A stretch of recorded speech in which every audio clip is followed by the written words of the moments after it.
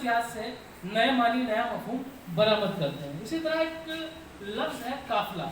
काफिले पे अलग अलग शोरा ने अलग अलग शेर कहे।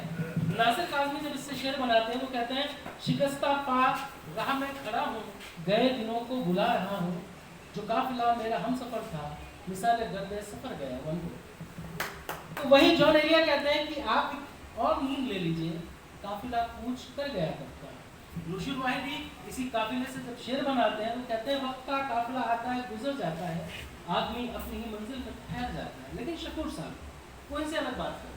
शकूर साहब कहते हैं, काफिला खो गया शराबों में, हमको धोखा ये है पानी। काफिला शराब बोलते हैं मृतृष्णा को, कि काफिला खो गया शराबों में, हमको धोखा ये था कि पानी है। गौरतलब बात है कि नासिर का काफिला गर्दो गुबार में खो जाता है। वो गर्दो गुबार में खोने के बाद में कहाँ जाता है नहीं पता। जॉन का काफिला, जॉन एलिया का काफिला चला जाता है, कहाँ गया क्यों गया इसकी कोई बहस नहीं है। नुशीर वाहिदी के काफिले आने जाने को आम समझते हैं और ठहराव को खास, लेकिन हमारे शकून अनवर साहब इनके बात की शायद उनसे बात की बात करते हैं। वो कहते हैं कि काफिला शराबों में खो गया। काफिला जो खोया है वो शराबों में खोया किस लिए? क्योंकि हमने धोखा खाया। यानी काफिला खोना कहाँ क्यों इसकी मुकम्मल वजह भी बताते हैं।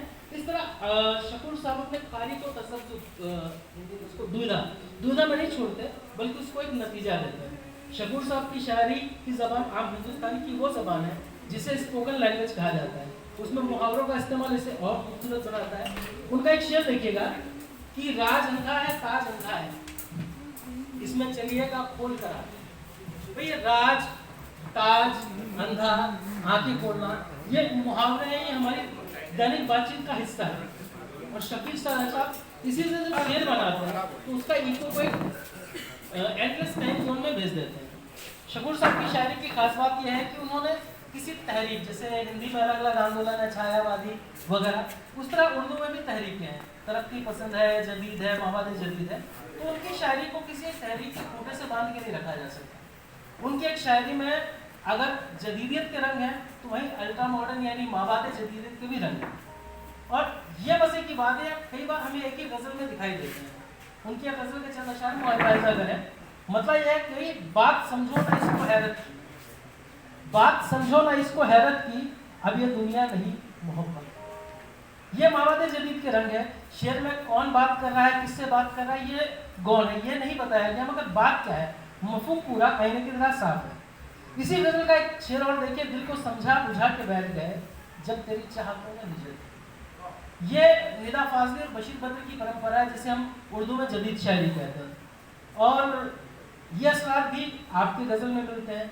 शायरी के अलग ही तेवर हो, कोई आवाज़ हो बगावत, ये जनवादी जिसको हम तरक्की पसंद तहरीक कहते हैं, ये उसका रंग है। तो एक ही गज़ल में शकूर साहब तीनों रंग शामिल कर देते हैं, और जब ये तीनों रंग शामिल कर देते हैं तो उनका एक अपना नया रंग बनता है, जो शकूर साहब का ज़ाती। शकूर साहब ज़िंदगी के एक दौर को देख चुके हैं और चंबल के किनारे अपने बने घर में मकी हैं, और यहीं से चंबल की बहरों पर नज़र रखते हैं और पानी के अंदर तक देखते हुए उस मकाम तक आ गए हैं जहाँ ना ख्वाहिशात की तिश्नगी है, ना उसके पूरा होने की सराबियत। उन्होंने ज़िंदगी की चुनरिया को वक्त के चरखे पर छोड़ दिया है।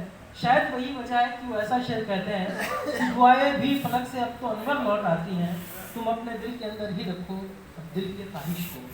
परवरदिगार खालिक के अनवर से दुआ है कि इन अनवर साहब को हमारे सरों पर साहिबानी और सरपरस्ती के लिए तुलानी उम्र अता करे, बेहतरीन सेहत का अधिकार।